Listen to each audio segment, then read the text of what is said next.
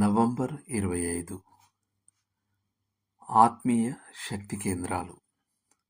చదవండి. తిమోతికి రాసిన మొదటి పత్రిక 5వ అధ్యాయము 1 నుండి 16 వరకు. నిజముగా అనాథలైన విధవరాండ్రను సన్మానింపు.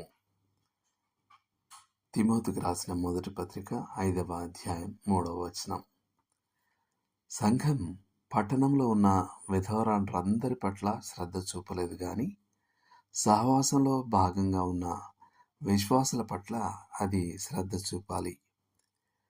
మనం అందరి ఎడలను, విశేషంగా విశ్వాస గృహమునకు చేరిన వారి ఎడలను మేలు చేయాలి. గలతీ 6:10. అయితే సంఘం సహాయం చేసే విధవరాలు తనకిష్టం వచ్చినట్టు నడుచుకునే సుఖాన్వేషకురాలు కాకూడదు గాని దేవునిపైనే నిరీక్షణ పెట్టుకున్నదై ప్రార్థన, విజ్ఞాపన, పరిచర్య గలదై ఉండాలి.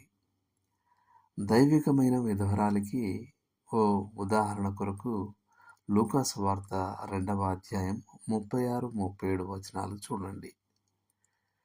దైవికమైన విధవరాండ్రు సంఘంలో ఆధ్యాత్మిక శక్తి నిలయాలుగా ఉండటం అనేది కూడా 3 కాపరత్వ మండలాల్లో నాకున్న అనుభవం.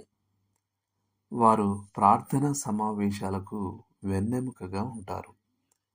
వారు తమను తాము గృహాల సందర్శనకు అంకితం చేసుకుంటారు. మరియు వారు ఆదివారపు బడి అధ్యాపకుల సంఖ్య పెరగడానికి దోహదపడతారు.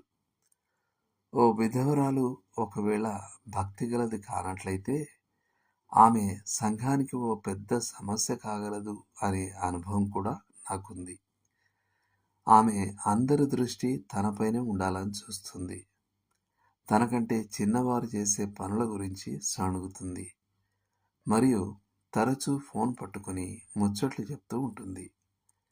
అయితే అది నిజానికి ఓ ముచ్చట కాకూడదు.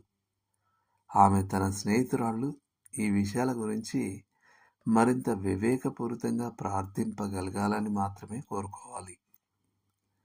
సంఘ సహాయం పొందే విధవరాండ్రు నిందారహితంగా, అనింద్యంగా ఉండాలని పౌలు స్పష్టం చేశాడు. తిమోతికి రాసిన మొదటి పత్రిక 5వ అధ్యాయం 7వ వచనం. లోతుగా ఆలోచించాల్సిన విషయం. భక్తి గల విధవరాండ్రు మీకు ఎలా ప్రేరణ కలిగించారు లేదా ఆధ్యాత్మికంగా సహాయం చేశారు?